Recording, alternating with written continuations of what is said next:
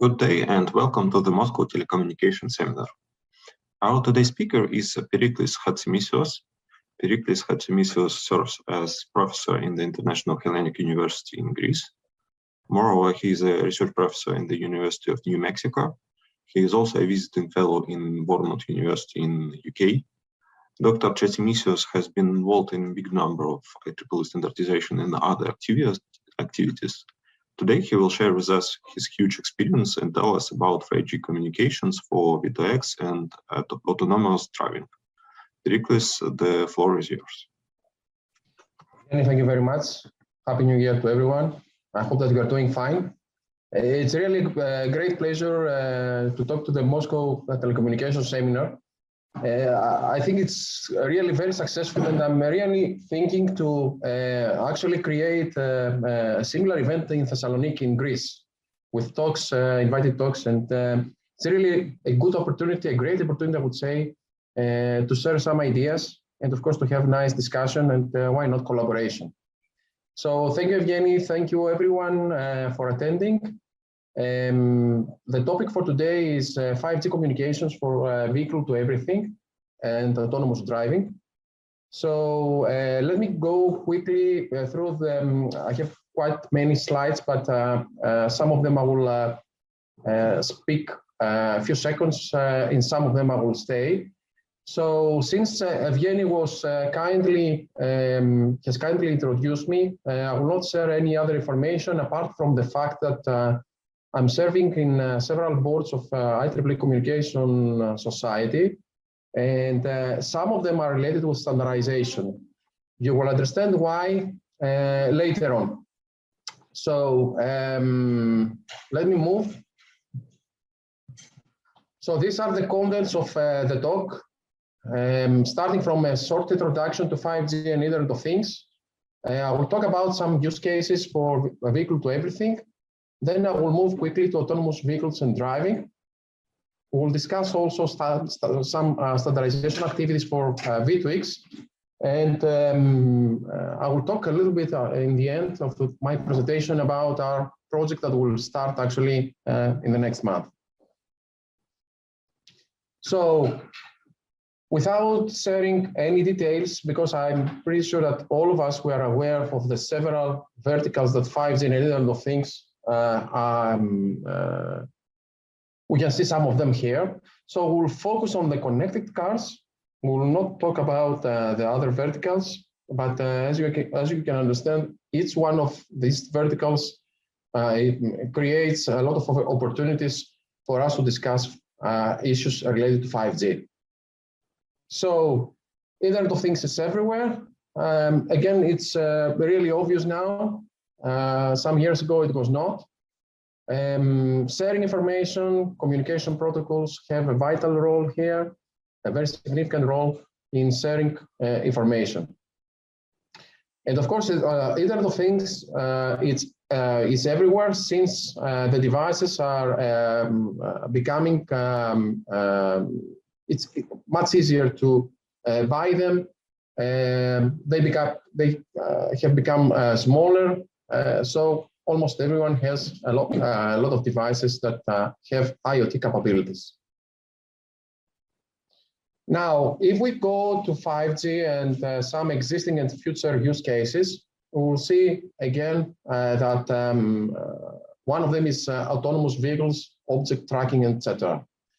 Here we see also some other ones that we're not going to talk about, but it's really exciting to know that new opportunities have arisen by discussing use cases that we need 5G, of course, in order to be realized. Now, this is a well-known picture, which is not new anymore, but describes the three pillars of 5G, I would say: the enhanced mobile broadband, the massive machine-type communications, and the ultra-reliable and low-latency communications, but also we see some main use cases and application areas that are related to 5G. Now, if we go to tactile Ethernet, we will see that, again, vehicles are here. So we see 5G, tactile Ethernet, and also smart vehicles, transport and infrastructure. So we understand that it seems that if we are not aware of that 5G is really connected is really related with vehicle networking, but also with very low latency. Since tactile Ethernet, we are aware of the very low latency that is required. Again, here I have put a slide, although I'm pretty sure that it's obvious that we have several different ways to connect devices. So some of these categories of networking categories, communication technologies, are the three that we see here.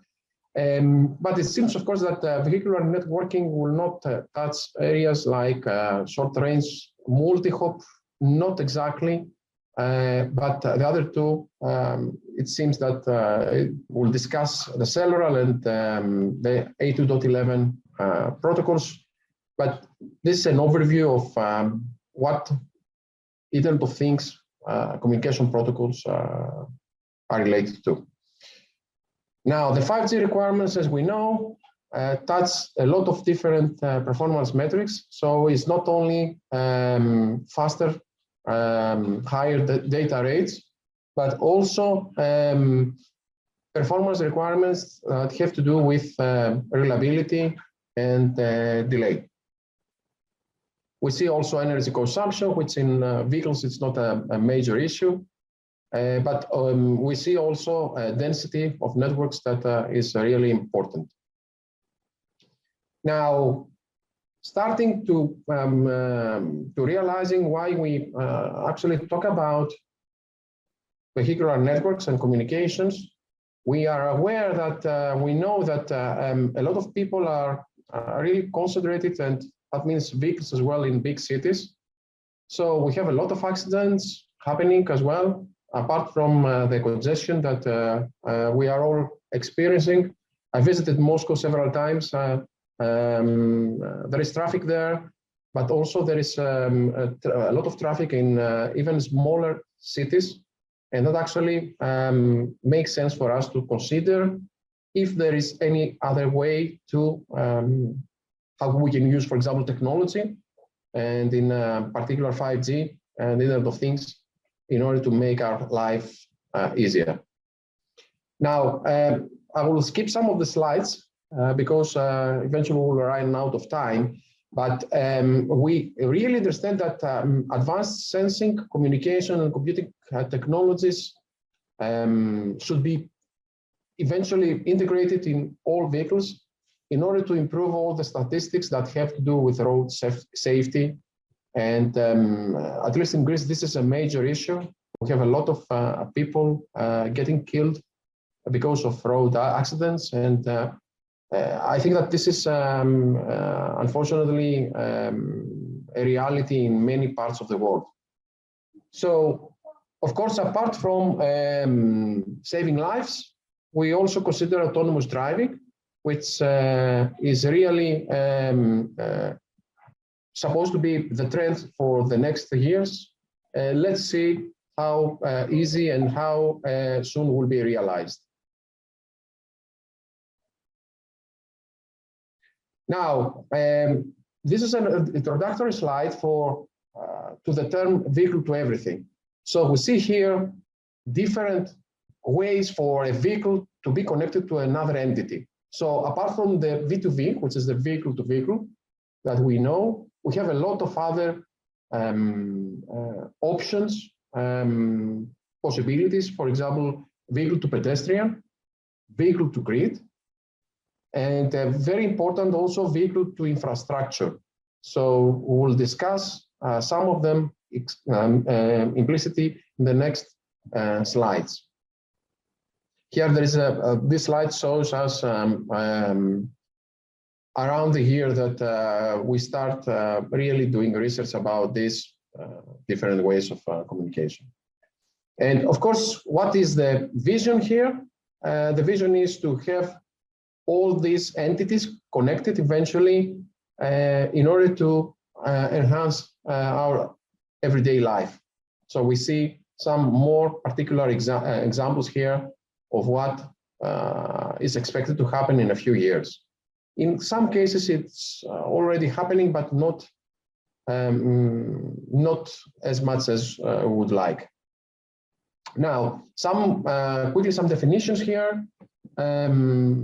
Usually we forget that we talk about an intelligent transportation system, so it's not only some cars, some vehicles, but eventually the cities will like to realize this kind of complete full transportation systems. Also, we need to provide a definition about a connected and autonomous vehicle, or driverless car, as we call it. And this vehicle is capable of sensing its environment and eventually moving safely with little or no human input. We'll discuss this in the next slide. Autonomous, on the other hand, is a vehicle that can operate in some manner without constant direction from the driver, and of course connected, which is going to be the main topic of our today's talk, is any vehicle that is able to connect, to communicate with other vehicles and the infrastructure and other entities. So today we're going to focus on vehicles, on cars, and no UAVs, so non-unmanned aerial vehicles will be discussed, but we are also considering nice challenges there as well, but not today to be discussed. Now, if we go through some V2X applications, we can see, apart from the road hazard warning or the traffic jam ahead warning, etc., we see some other applications. Now, we see also autonomous driving. We see infotainment, which is a combination of getting information about the road, but also anything to do with entertainment. Of course, not for the driver, as long as we don't realize full autonomous driving, right? But also we see some other vehicle applications that are related with the vehicle itself in a way, parking and traffic efficiency, etc. And of course, other like remote control, emergency services, and some other ones as well. Now, I have put an example here of a smart intersection to realize what is the real evolution, I would say, of the connectivity. So on the left side, we have the basic IoT functionality, which we see, let's call it limited connection between the vehicle and the infrastructure. And on the right side, we see the realization of many applications. We have localization. We have also have implemented several other functionalities of the car, like multiple cameras, etc. And of course, we see also persons, so pedestrians and other entities are really connected with our car. So eventually what is, I would say, the vision again, is the picture on the right side. Somebody will ask how close we are to this vision. I think that you will understand later on if we are close enough or not yet. Now, of course, there are some other benefits that we have already talked about that are connected with V2X. Since I think that most of the people here are engineers, usually we don't talk about that. So, but really, it's a challenge how to really reduce the numbers of accidents, but also increase the number of connected cars in the next years. Now, here you can find some 5G related use cases. So advanced driving, that let's say that includes autonomous driving as well. Also platooning, which really makes sense in order to, again, avoid accidents and also improve the efficiency. remote driving, huge data uplink, and also real-time high quality and maps. And of course, the autonomy of the car should include some devices and some functionalities that are not restricted to radars or cameras. So we see also some other parts of the car that eventually will be able to automate the driving process and to provide the autonomous driving vision that we have. Now, okay, so of course there are other issues of having connected cars that are related not only for the with the road safety, but also with the environment, with providing cheaper services to reduce cost, but also to have, I would say, a complete, full experience regarding transportation, accessibility for everyone, and in any time. Here we have the representation of, I would say, two of the more basic main applications. On the right side, we see the road safety that would be possible with a roadside unit also present there. I'm not going to discuss the underlying technology because we will see later on detailed slides about that. But of course, you see on the left side that also we have telematics as another main application and some requirements that are related to this. So what we understand by looking at to this picture is that unfortunately we don't have the same requirements in all V2X services or Internet of Vehicles services. On the right side we have frequent transmission, on the right side infrequent transmission. So in a way we need to have that in mind when we discuss the standards, the communication technologies in particular. I have also put some a table with some use cases and the corresponding requirements. So infotainment, high bandwidth, traffic efficiency, reliability for sure, traffic safety, low latency, very high reliability, and also the applications that correspond to its use case. I think it's also obvious that we're talking about a huge industry.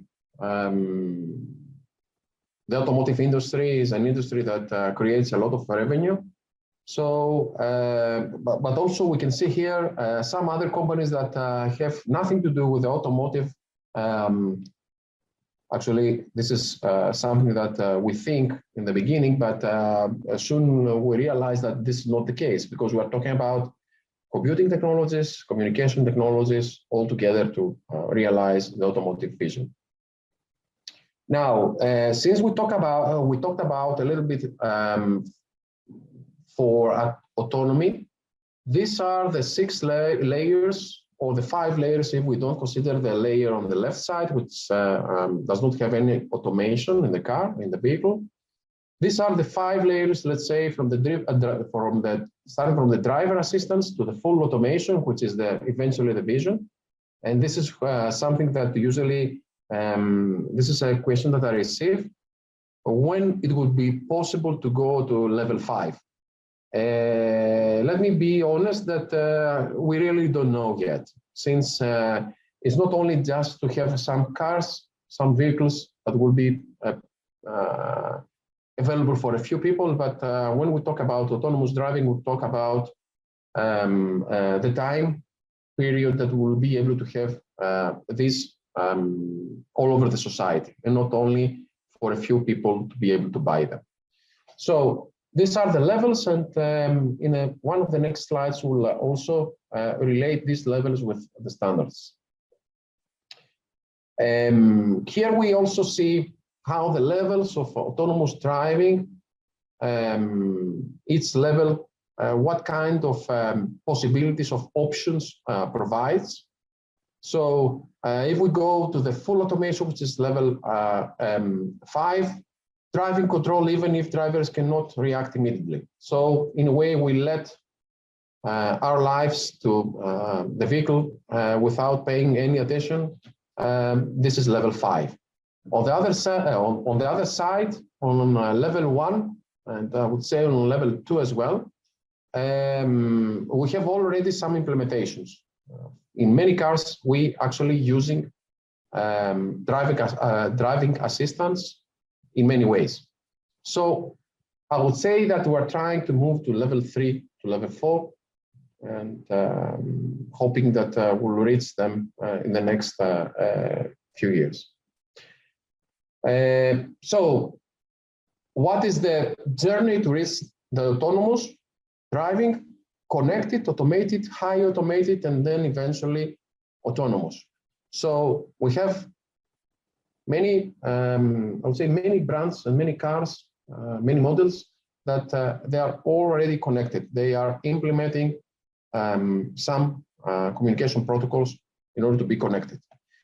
The real challenge here is how not to just have the availability of communication technologies, but also how to go eventually to a system that it's could be considered as full system, right? Because we'll see some pictures later on that we need some entities in the whole story, and not just the car with some or other cars with some communication capabilities. Okay, so this could be the considered as the automated competencies that are needed. We'll talk about not software or hardware, but we'll talk about connectivity in our presentation today. So let me move on to some examples of equipment that go together with the car. And of course, we are particularly interested in V2V or V2I communication, but you see that gradually we have in the car the implementation, the realization of other parts that help eventually to reach the autonomous driving states.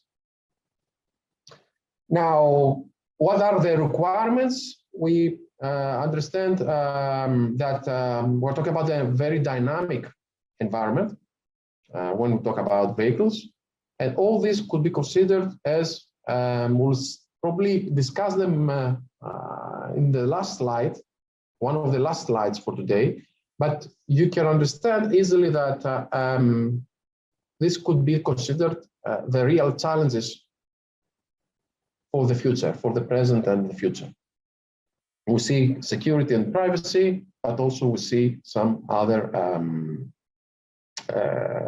requirements that are considered are related to reliability, latency, and interoperability as well. Now, if we want to go to see some potential scenarios, connectivity scenarios, we're talking about something like that. So we have the cars, the vehicles, the roadside units. That could be any kind of device that will be able to serve the cars, the vehicles. In most of the of this network, we are considering wireless communications for obvious reasons. We talk about vehicles, right? But also there is a wired part in order to connect parts of the infrastructure. So this is a representation without going into details about specific standards. This representation shows to us what is a main architecture, I would say. Now, if we go, and we're not going to spend time here in the several parts that we can have in the whole network. We're talking about connected vehicles, right? We're talking, of course, for some other parts of the network. We call them, one of them was right-side equipment or roadside units. But also in the next slides, we will see some other examples. We'll also discuss about cloud and how eventually this information that we want to send to a vehicle or the vehicle sends to us can be sent to other vehicles as well and make decisions. So we can safely discuss then three parts of the architecture. One is the sensing part that includes all the sensors and all the networking communication protocols, right, and technologies. The decision part that is very important and is either performed in the vehicle or is performed in the infrastructure, or we'll see an example of the edge computing as well. And also the last part, which has to do with the control. We can also talk about an interface between the human and machine, but also the control of the vehicle based on the decisions that we have. So in a way here, we see that we're talking about not only networking, but we talk about a lot of other aspects of ICT or of computer science, I would say. And we're talking about a real, very exciting and very challenging integration, all of them. So talking about security, without going into the details, we'll see that as a challenge in the last part of my presentation today, but we easily understand that how important it is when we talk about making decisions, and especially decisions that are made based on information that we get from other vehicles, or even if we talk about autonomous driving, you can understand what could happen if somebody hijacks our vehicle or just perform some denial of service attacks, right? What could be the result of these attacks? And we need to be very careful about that. Probably I would say that the security, this is my estimation, right? That the security and privacy aspects could be one of the reasons for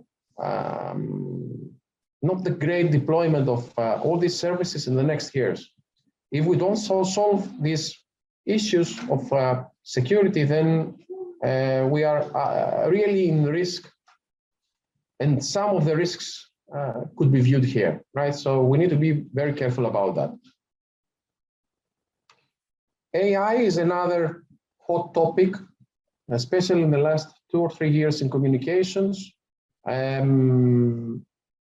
How we can use artificial intelligence in order to also be useful for us in the vehicle, avoiding accidents or getting or making decisions about the mobility of the car. We see an example here.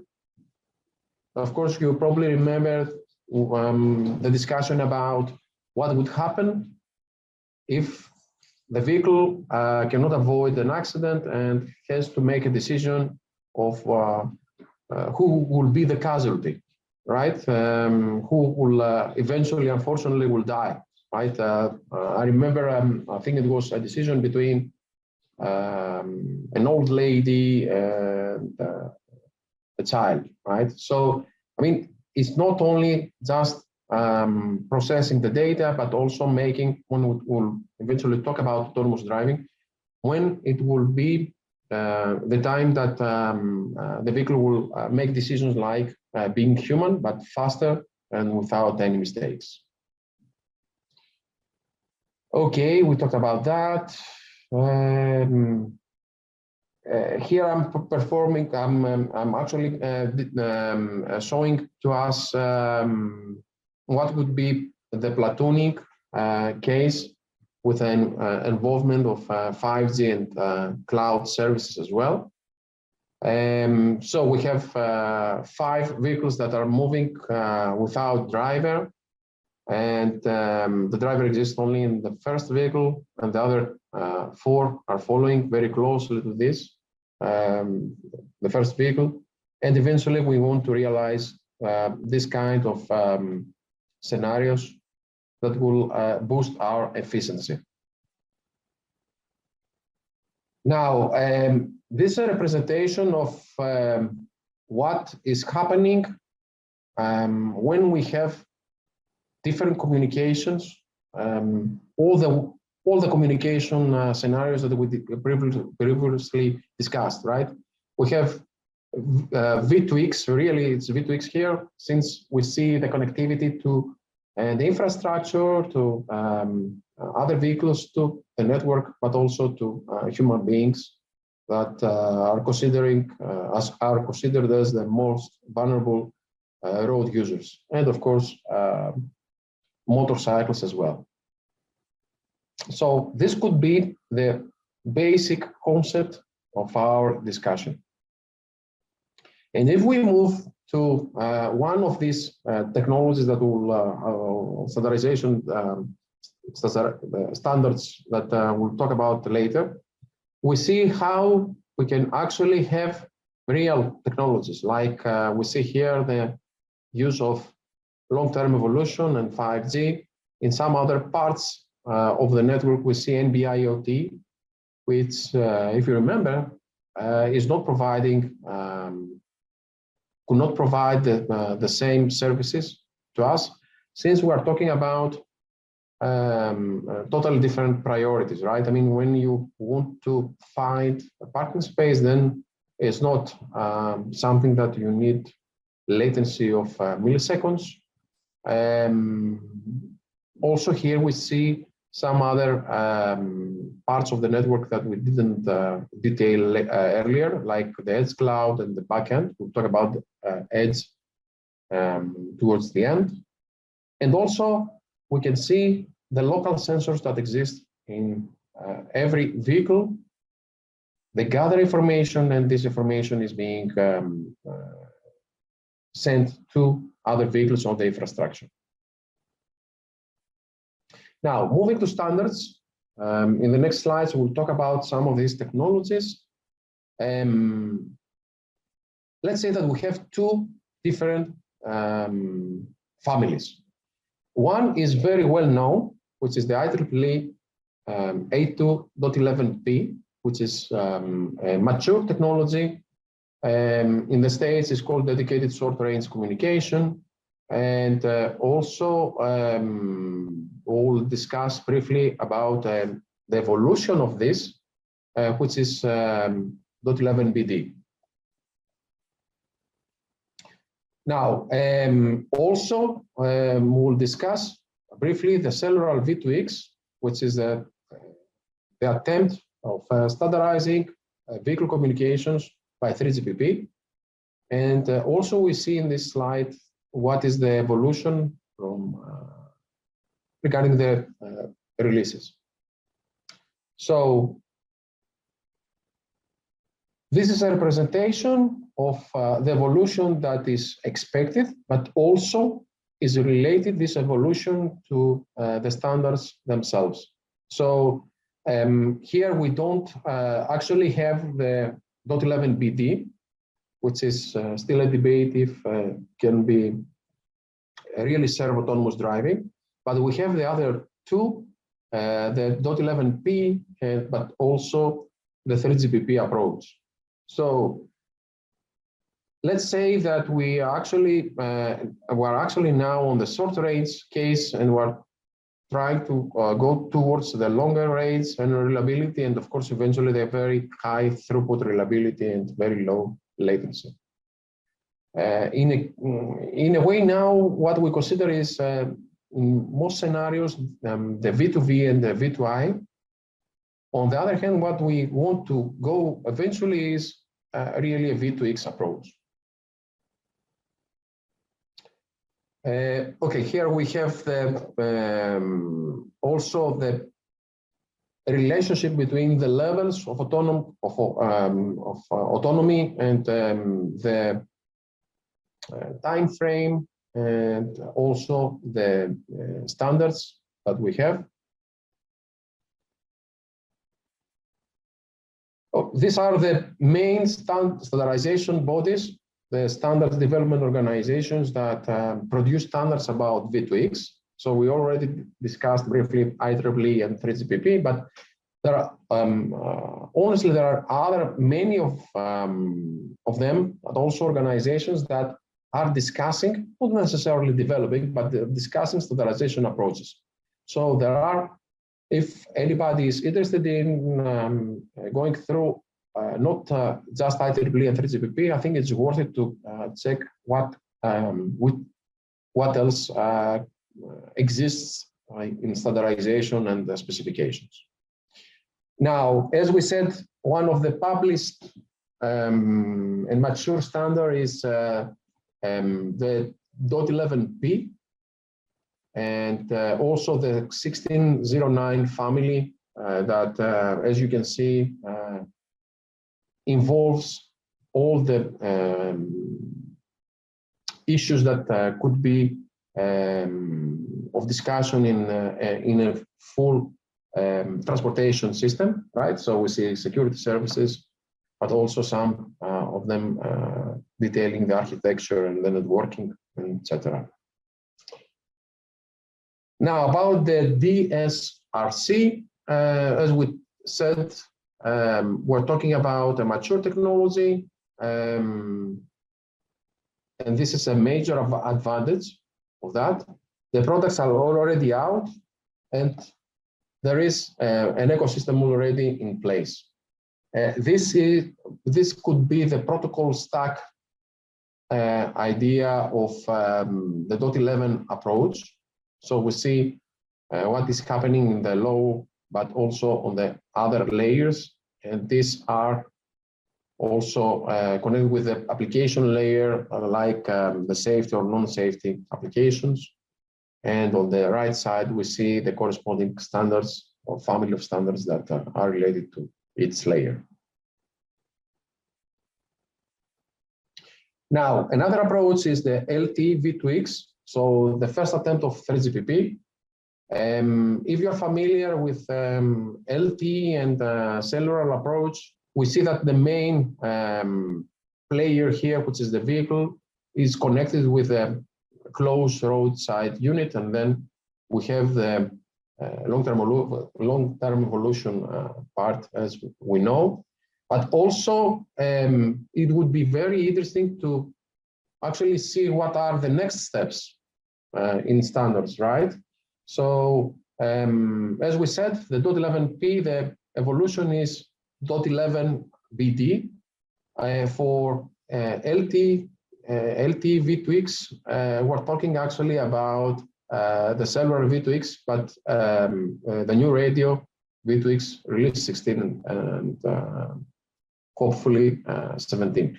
The targets remain similar, or I would say more demanding. So higher reliability, throughput, very low latency, longer communication range, and of course higher density in order to accommodate as many vehicles, as many devices as we can.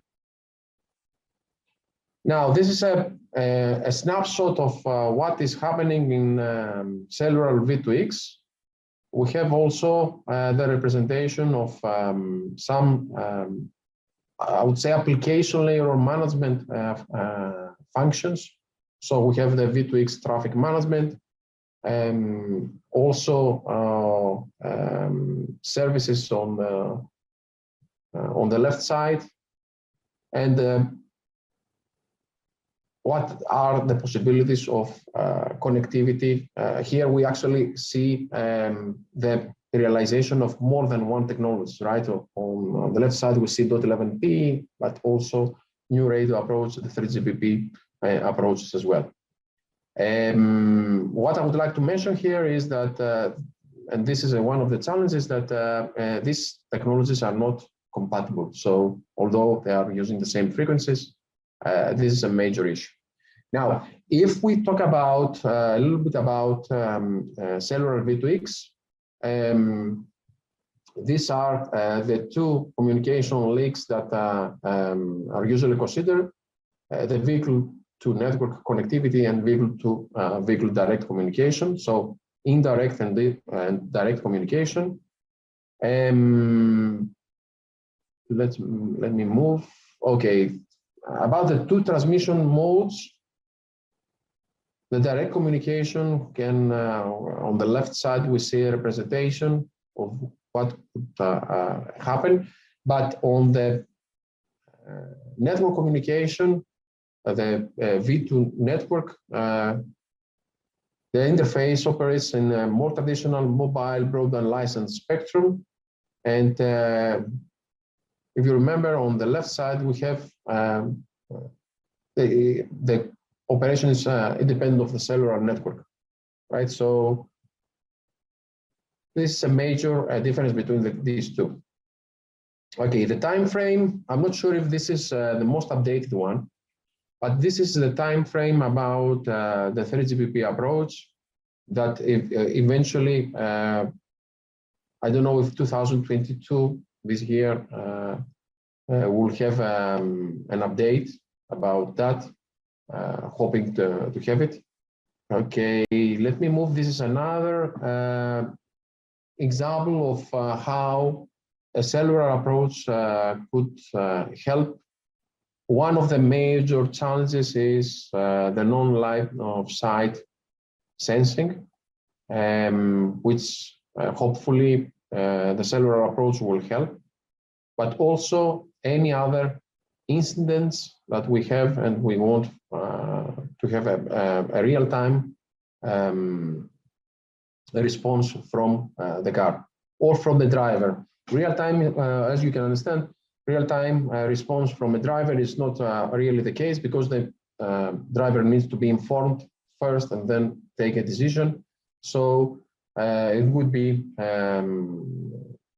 usually a few, sometimes even seconds, to make a decision and to perform the action.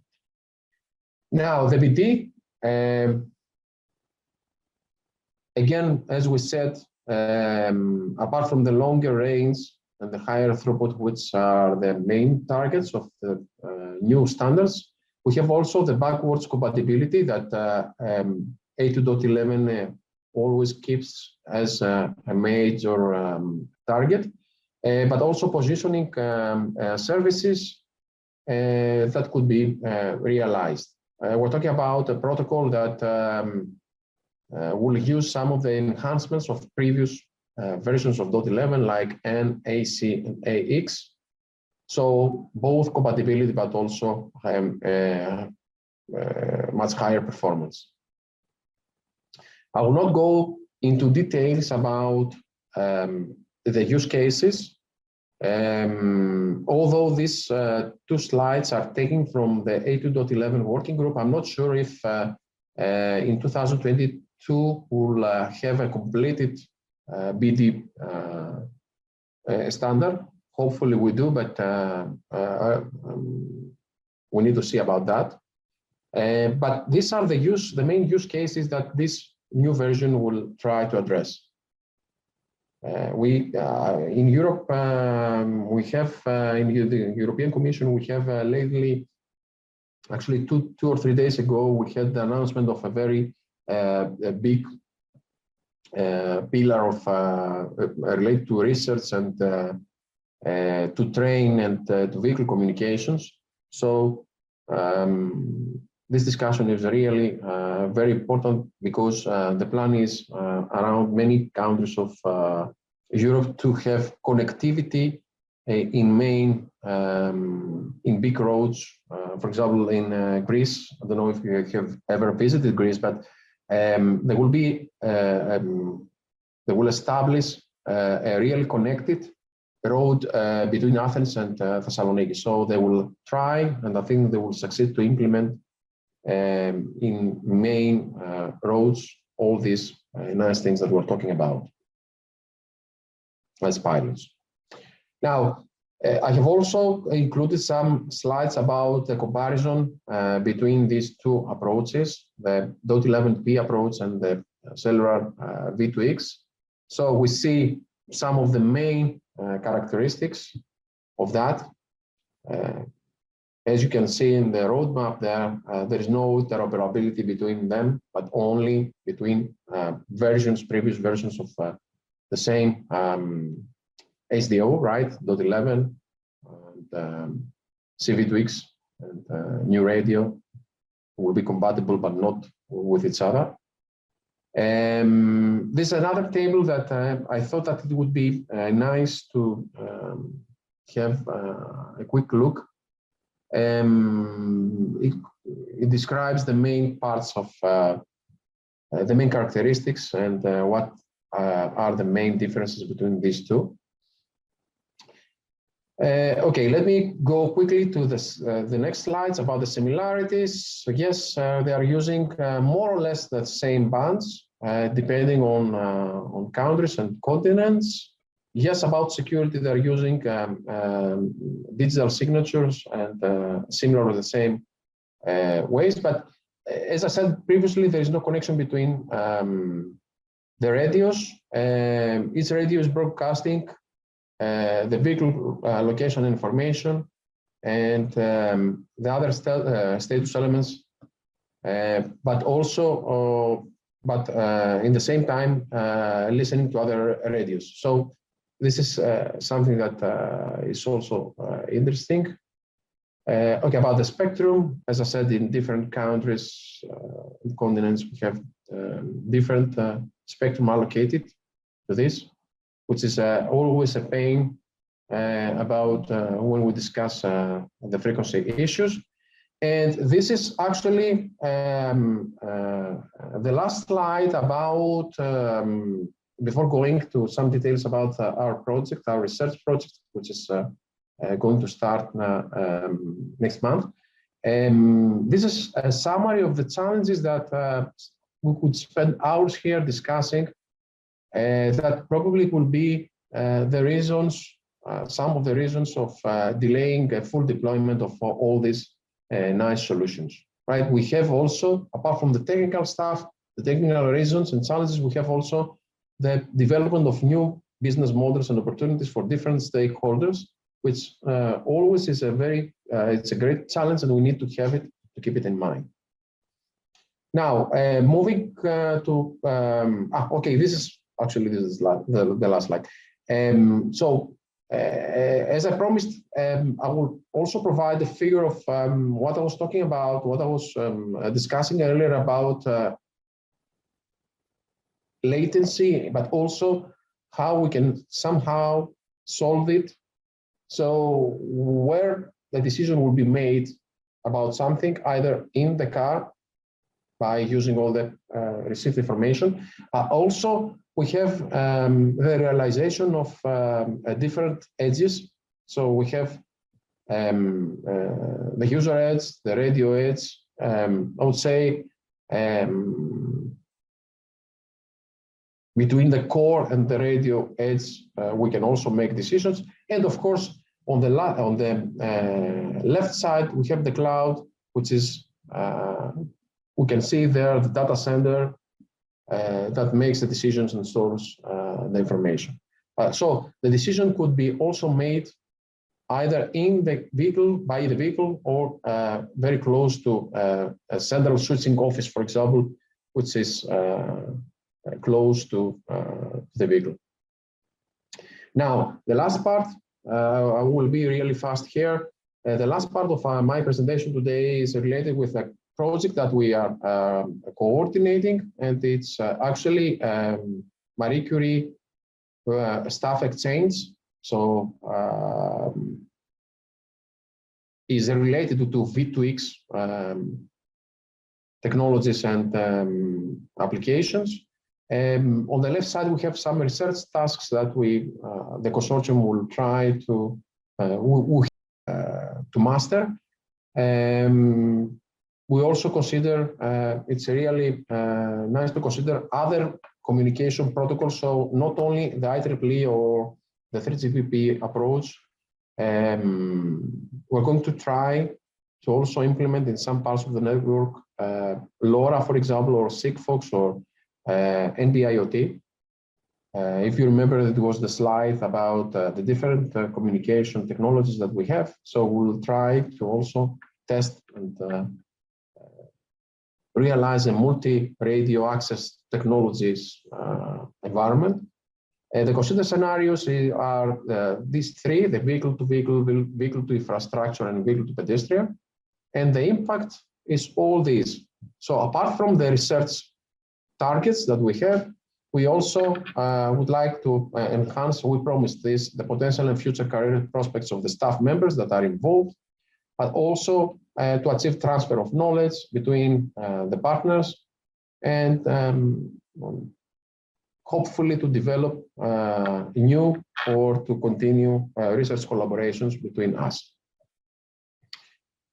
The partners, we are the coordinator of this project. We have two partners from, actually three other partners from Europe, and a partner from Malaysia and another one from Thailand.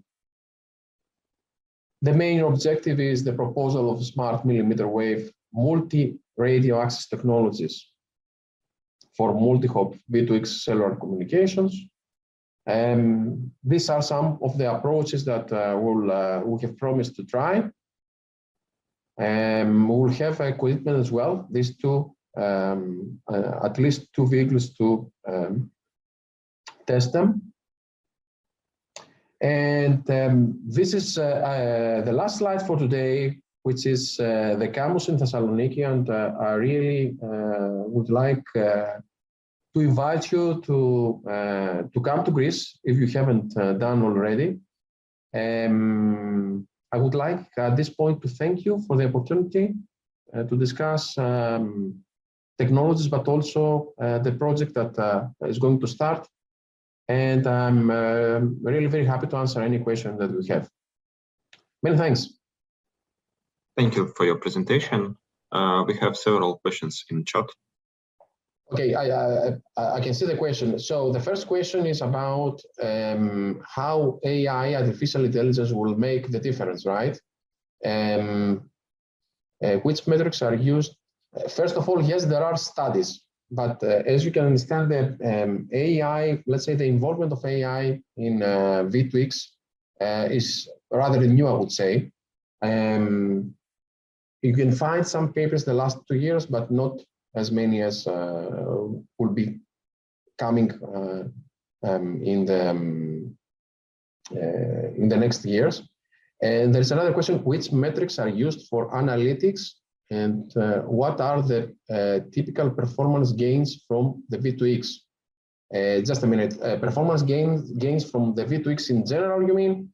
If you're talking about that, connectivity provides some information that will be very useful for the car, for the vehicle, right, and the driver.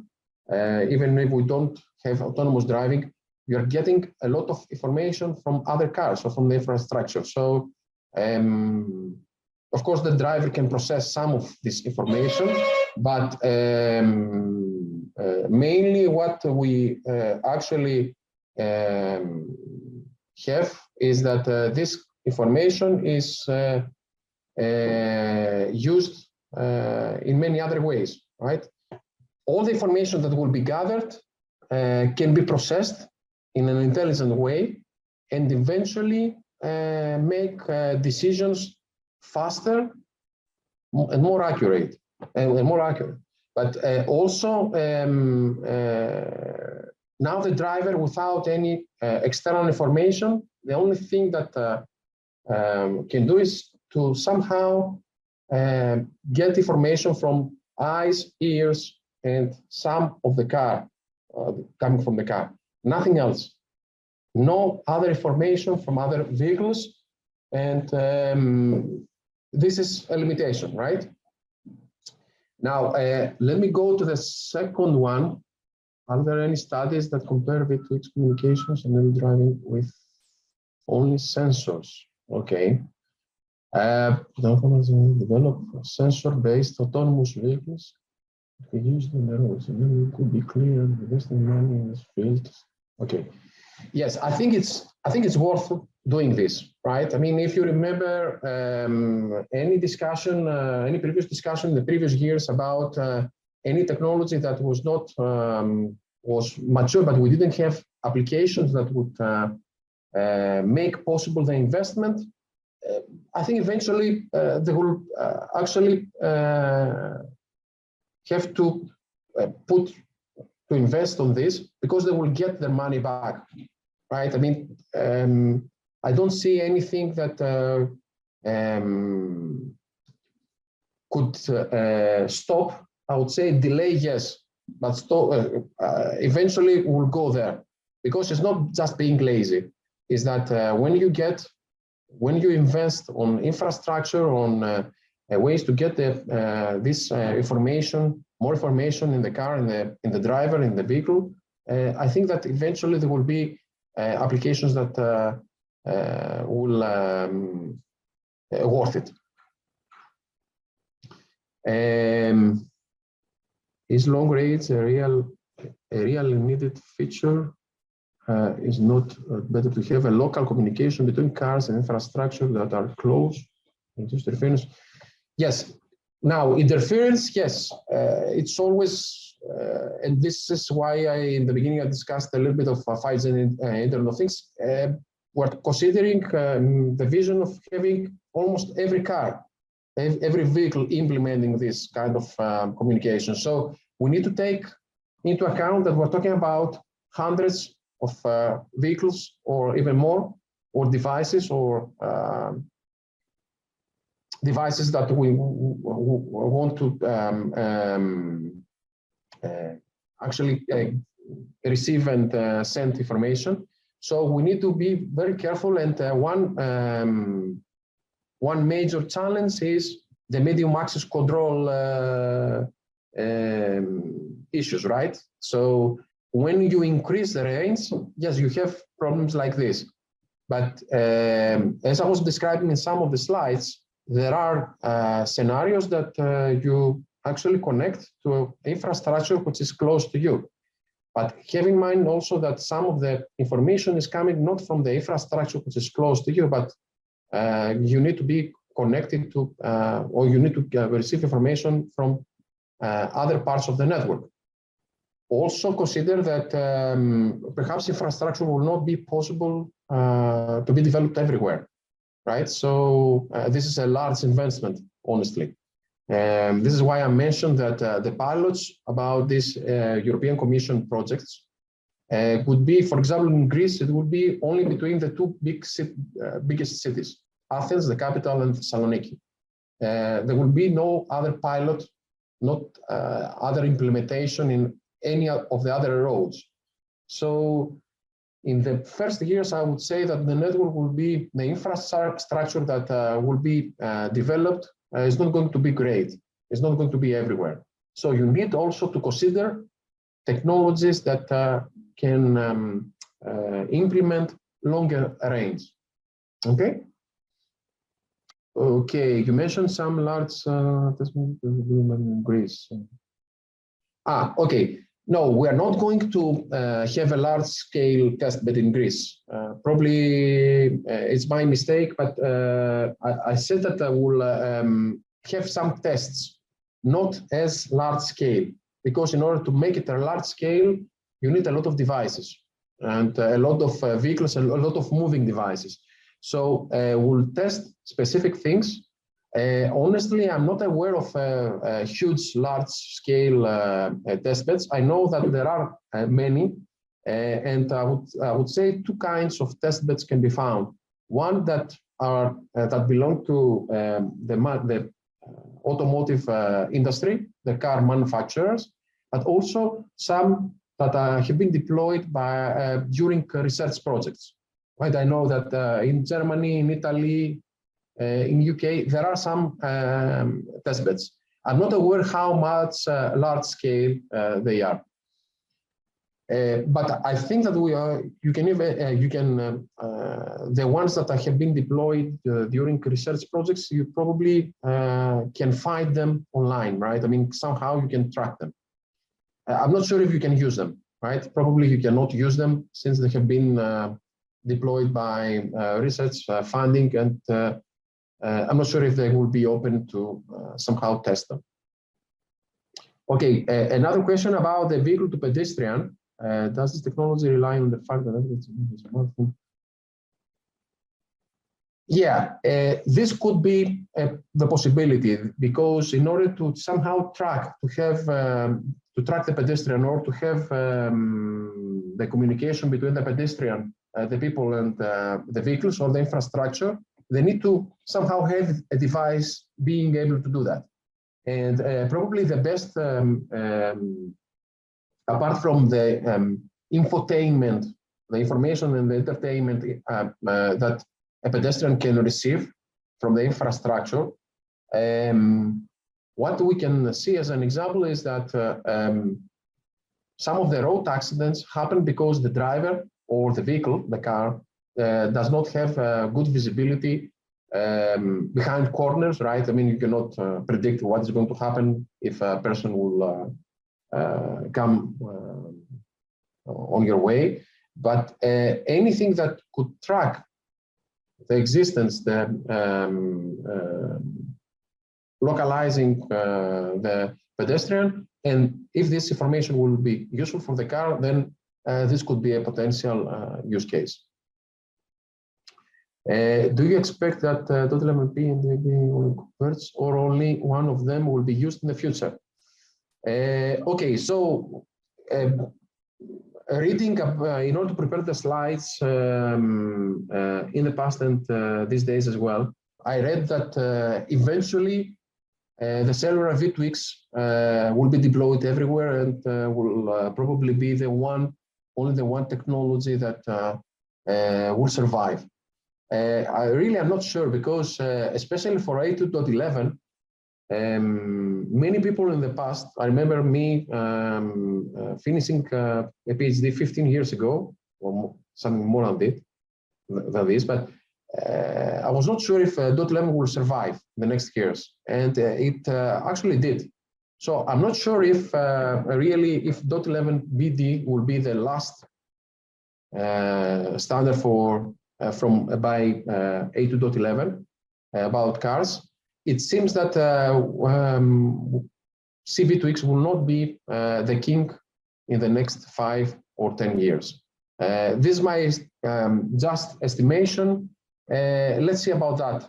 This is a big challenge. Probably what we can see is that devices, why not somehow to implement both technologies. The only limitation is the investment, of course, right? I mean, the infrastructure that the funding that needs to be devoted to build this kind of infrastructure and network is always a challenge. What do you think will be the most important challenges that should be solved to use mmWave bands for V2X? Okay, this is in a way, this is a challenge that this is a discussion that we will perform during the project, our project. We had the kickoff meeting last month, so officially the project in a way started, but we'll unofficially start our activities these days. And this is one of the challenge that we need to discuss some of these challenges in our first meeting, because the time is very packed, and we need to be sure that when we eventually go to deploy this, to test this, we will have solved all the problems that we have. I don't see any other questions. Don't know if there are any other questions for me. Yes, I have a question.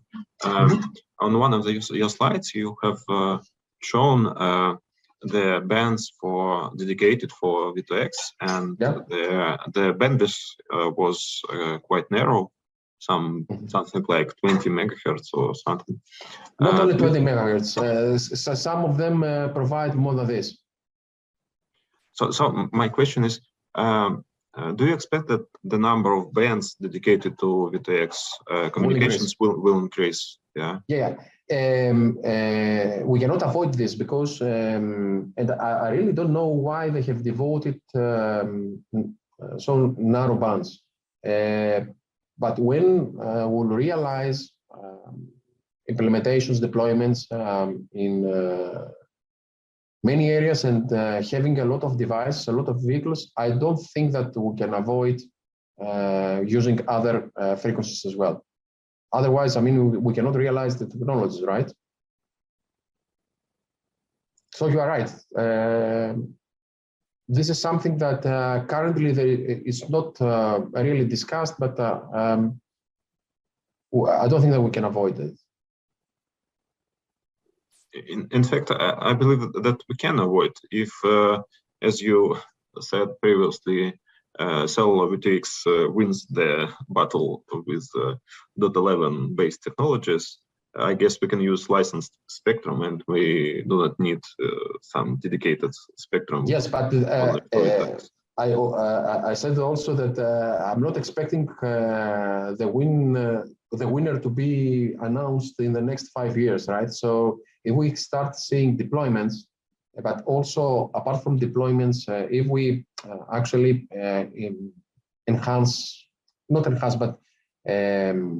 in research we publish more and we discuss more ways to improve performance, I think that we cannot avoid it to also discuss the narrow bands that are provided now. Eventually, yes, you'll probably be, what I can say is that probably CV2X will prevail, but let's see about that. Okay, thank you. Any more questions? So I guess that's all for today. Let us thank Professor Chatzimisios for interesting talk. I also want to thank all participants of the seminar for joining our seminar and asking questions. See you. Goodbye. Thank you very much. Goodbye.